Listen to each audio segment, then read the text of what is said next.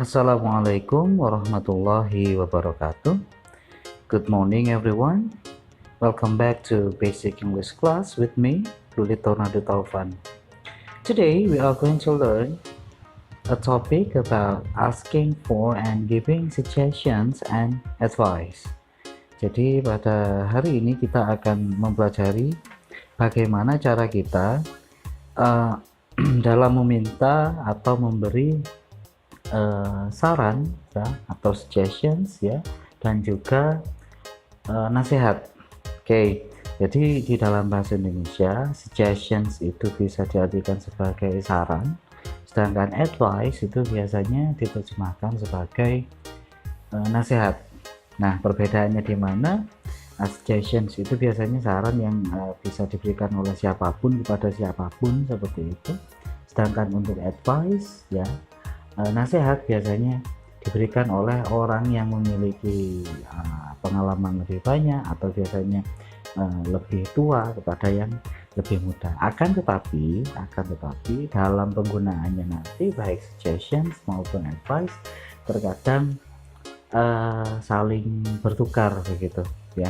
Jadi nanti jangan khawatir ya, kita akan belajar keduanya, tapi nanti secara penggunaan bisa jadi teman-teman ingin memberikan suggestions tapi ternyata ekspresi yang digunakan advice itu tidak apa-apa. Okay, now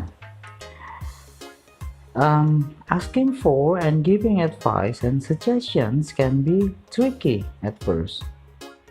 Therefore, it is important to learn how to ask for and give advice and suggestions. Jadi kadang-kadang memberikan advice and suggestions it can be a little bit tricky ya, jadi ya agak sulit begitu, akan tetapi kita bisa mempelajarinya sehingga nantinya ketika teman-teman sudah menguasainya, teman-teman bisa dengan lebih mudah dalam memberikan advice dan juga suggestions.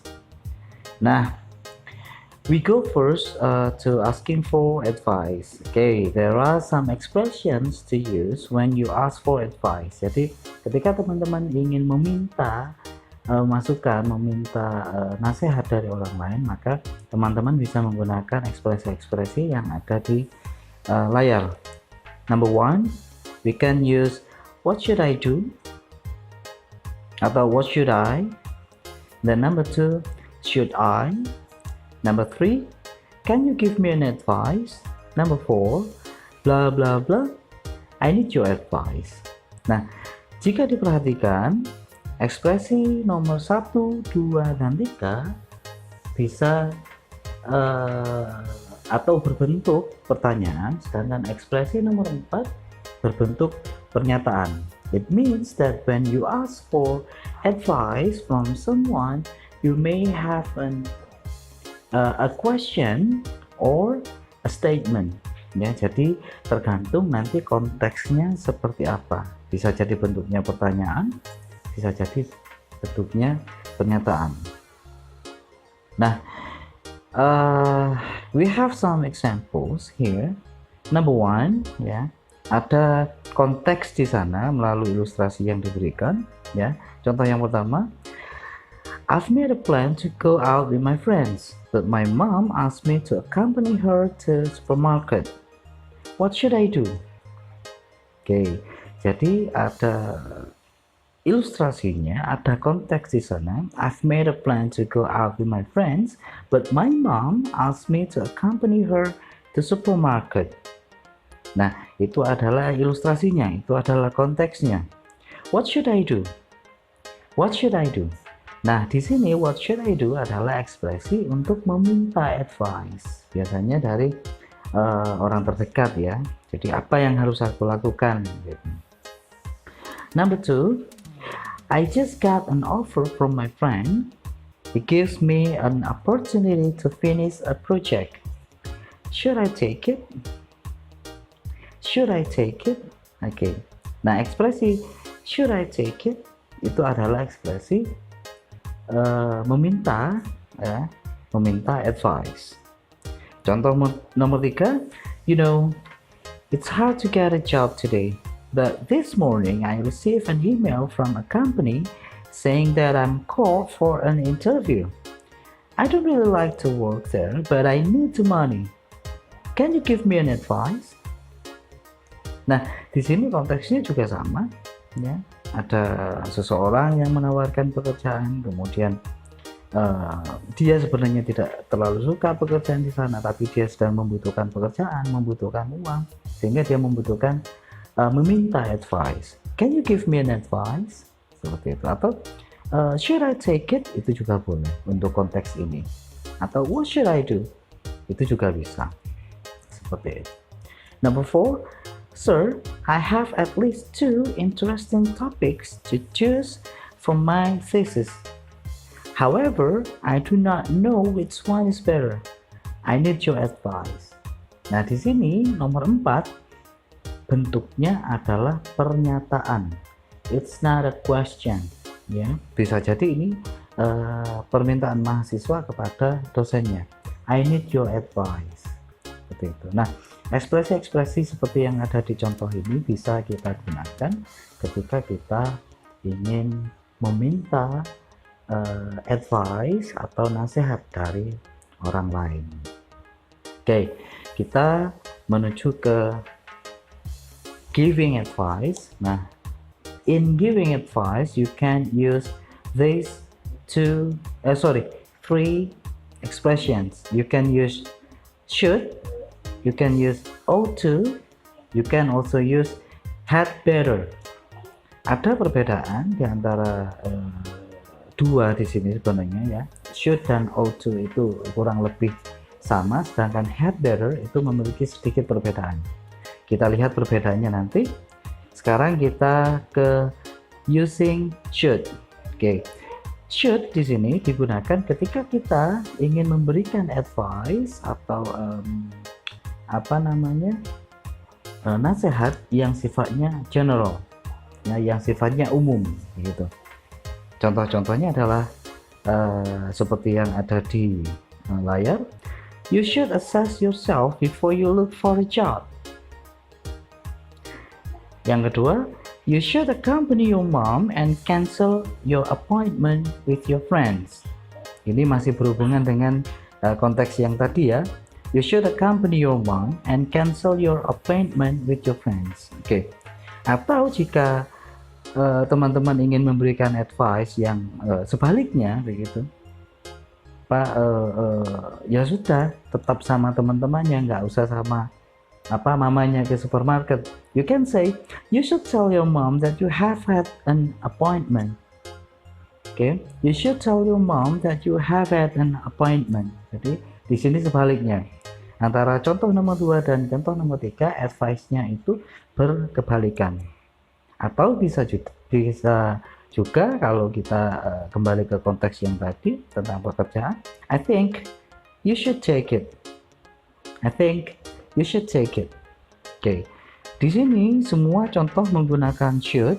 Oke. Nah, formulanya adalah subject plus should plus verb bentuk pertama. Artinya teman-teman di sini tidak perlu berpikir terlalu susah untuk memikirkan ini verbnya bentuk keberapa. Verbnya pasti bentuk pertama mengikuti should. Jadi mudah. Next, we use ought to. It is also for general advice. It is simply like using the previous one, should. Jadi mirip. Jadi should bisa langsung digantikan dengan ought to. Sesimpel itu. Misalnya, she ought to look for a new job. Nah, di contoh ini kita menggunakan subjeknya yaitu she. Orang ketiga, orang yang tidak berhadapan langsung dengan kita. Dia sebaiknya mencari pekerjaan baru. She ought to look for new job. Artinya apa, teman-teman? Advice itu bisa juga digunakan atau diberikan kepada orang yang tidak sedang bersama kita. Kita bisa memberikan advice kepada seseorang melalui orang lain, gitu. Ya. Number 2, you ought to focus on your study. You ought to focus on your study. Number 3, you ought to talk to someone in charge when you face a problem. You ought to talk to someone in charge when you face a problem. Mungkin misalnya contohnya teman-teman sedang memiliki memiliki masalah di kampus ya, berhubungan dengan studi misalnya. Kemudian ada orang yang memberikan advice, you ought to talk to someone in charge when you face a problem. Silahkan ngobrol sama seseorang yang berwenang, begitu. Bisa jadi kaprodi atau kacur atau dosen wali dan lain-lain. Nah, formulanya mirip dengan should tadi. Jadi hanya mengganti should dengan ought to. Jadi kita punya subject, ought to, dan verb bentuk pertama. Jadi ini juga mudah. Nah, next we can use had better. Had better.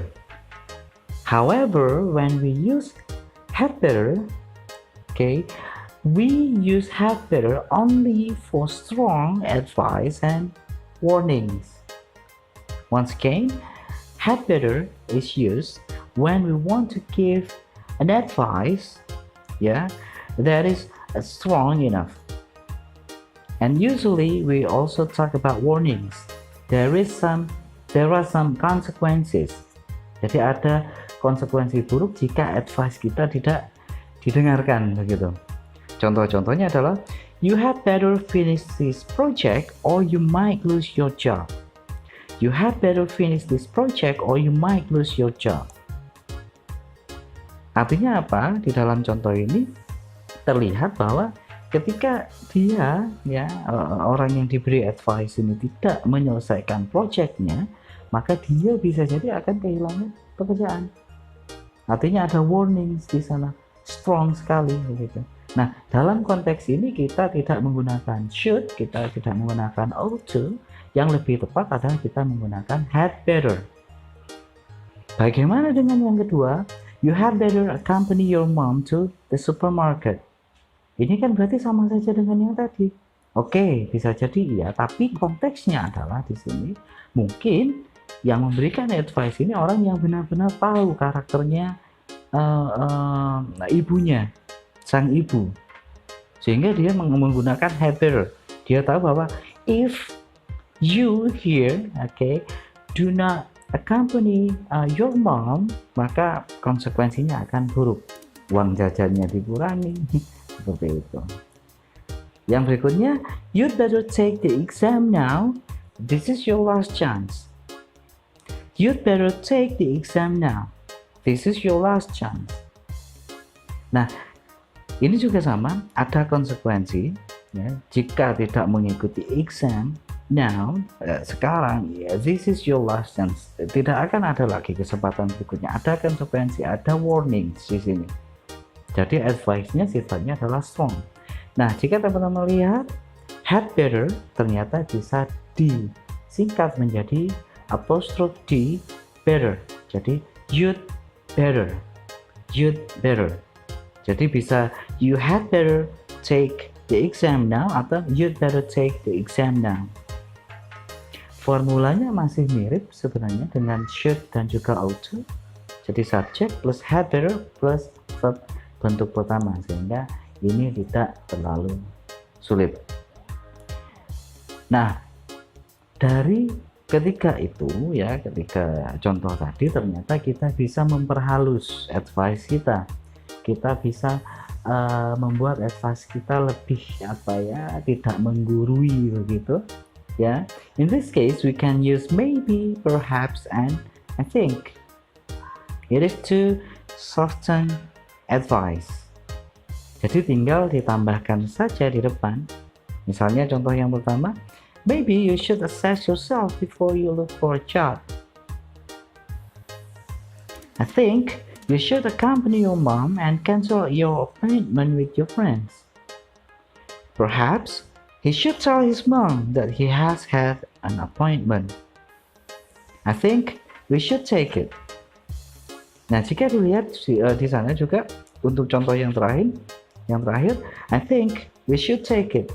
Ternyata advice bisa juga diberikan kepada diri sendiri. Dalam arti we di sana, kita ya. Jadi saya di sini ketika saya mengatakan we, saya adalah bagian dari sekelompok orang itu. Jadi saya mengajak, istilahnya mengajak saya dan teman-teman saya, I think we should take it. Jadi advice bisa juga diberikan kepada orang yang ada di sekitar kita bersama kita sekalian di sana. Seperti itu. Nah, this is the formula. Okay. Formula dasarnya sama, subject plus kita bisa pakai should atau ought to ya untuk general advice, atau had better untuk strong advice, plus verb bentuk pertama. Dan biasanya advice bentuknya adalah pernyataan, bukan pertanyaan. Okay, now we go to the next topic, how to give suggestions. Nah, di sini kita belajar bagaimana caranya memberikan saran kepada orang lain. In this case, we can use might want to. We can also use could, ya. Ketika kita menggunakan might, want to, dan could, maka kita menggunakan statement. Kita menggunakan pernyataan. Ekspresi lain yang bisa digunakan adalah why don't atau why doesn't, dan juga why not. Kedua ekspresi yang ada di bawah, why don't or why doesn't, dan why not, bentuknya adalah pertanyaan. Jadi suggestions can be in form of statement and questions, ya. Tergantung konteksnya seperti apa. Kita bisa milih. Yang pertama, kita menggunakan using might want to. Bisa might sendiri atau ditambahkan want to, sama saja. In this case, we use might want to express a choice of possible actions. Jadi ada pilihan di sana. Ya, biasanya ada pilihan. Contoh yang pertama adalah you might schedule your interview in the morning, or you could wait until the afternoon. You might schedule your interview in the morning, or you could wait until the afternoon. Ada pilihan di sana. Ya, bisa interviewnya pagi atau sore. Oke, ya. Next, contoh berikutnya. You might want to think about volunteer work. Tapi di sini kita bisa membaca bahwa tidak ada pilihan. Berarti bagaimana? Artinya apa? Pilihan itu bisa disebutkan, bisa juga tidak, begitu. Jadi bukan berarti tidak ada pilihan di sana, hanya saja memang tidak disebutkan. You might want to think about volunteer work. Oke, atau kita bisa juga menghilangkan want to-nya. You might think about volunteer work. That's the same. Contoh yang ketiga, ini bentuknya adalah negatif, ada not di sana. You might not want to ask that question in an interview. You might not want to ask that question in an interview. Artinya apa? Suggestion juga bisa kita berikan dalam bentuk kalimat negatif. Oke, sebaiknya jangan begitu, jangan menanyakan that question ya di interview. Hanya saja di sini yang perlu menjadi catatan kita adalah do not use could not in negative suggestions. Jadi di dalam suggestions yang bentuknya negatif, kita tidak menggunakan could not. Jadi contoh di bawahnya you could not ask that question in an interview, itu tidak tepat dalam konteks memberikan suggestions. Yang lebih tepat adalah you might not want to ask that question in an interview.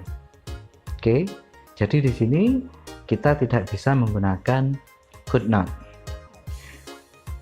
Rumusnya or the formula, ya, kita punya subject, kemudian might want to plus verb bentuk pertama. Jadi masih cukup mudah. Oke. Berikutnya kita menggunakan could. Sebenarnya kalau untuk suggestion yang positif, could bisa menggantikan might atau might want to. Bisa langsung menggantikan, kecuali sekali lagi untuk suggestion yang negatif kita tidak menggunakan could not. Contoh-contohnya dengan menggunakan could di sini, you could call your advisor. Contoh berikutnya, you could go there to find out. She could try other topics for her final assignment. Nah, dari contoh ini kita juga bisa menyimpulkan bahwa suggestion juga bisa diberikan kepada orang lain yang tidak sedang berhadapan bersama kita. Formulanya cukup mirip dengan might want to. Kita punya subject ditambah could and then verb bentuk pertama. Sekali lagi, kita tidak menggunakan could not untuk suggestion yang negatif. Kita menggunakan might not want to. Perlu diingat ya, jadi untuk suggestion yang negatif kita tidak menggunakan could not. Berikutnya, dalam memberikan suggestion, we can also use why don't or why doesn't. Perbedaan dengan yang sebelumnya adalah ketika kita menggunakan why don't or why doesn't, we use questions here. The suggestion is given in form of question. Contoh-contohnya adalah why don't you buy the shoes? Why don't you buy the shoes? Oke, ini pertanyaan tapi sebenarnya adalah suggestion, ya.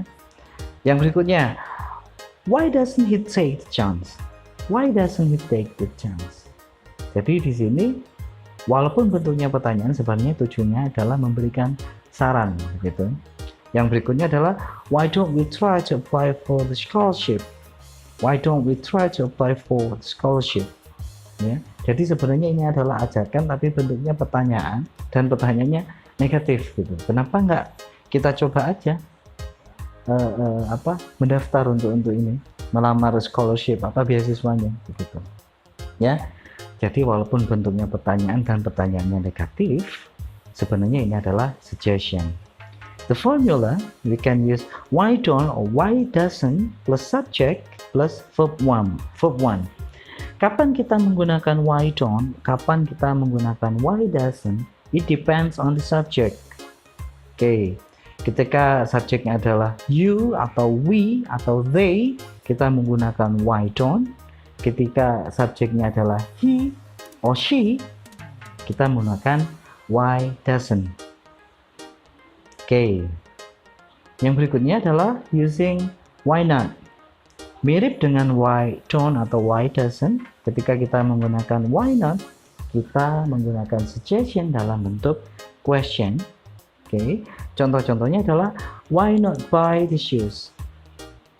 Jadi mirip dengan yang pertama, hanya saja di dalam contoh ini dengan menggunakan why not, kita tidak menggunakan subject. Jadi pertanyaannya negatif, ya, negatif, tapi tidak ada subjek di sana. Why not buy the shoes? Why not take the chance? Why not try to apply for scholarship? Jadi formulanya adalah why not langsung ditambahkan dengan verb one. Jadi sifatnya mirip dengan perintah. Oh, imperatif. Oke, jadi itu adalah ekspresi-ekspresi yang bisa kita gunakan dalam memberikan suggestions. Saya pikir itu yang bisa kita bahas pada hari ini. Saya mohon maaf karena pada hari ini saya tidak dapat memberikan perkuliahan secara daring seperti biasanya, karena memang ada kegiatan-kegiatan yang tidak bisa ditinggalkan. Don't forget to complete your assignment and submit it before the due date, ya. Jadi assignmentnya, tugasnya silahkan dikerjakan dan jangan lupa untuk mengumpulkannya sebelum tenggat waktu yang ditentukan. I think that's it for today. Thank you so much for watching this material. We meet again tomorrow on the next topic. Wassalamualaikum warahmatullahi wabarakatuh.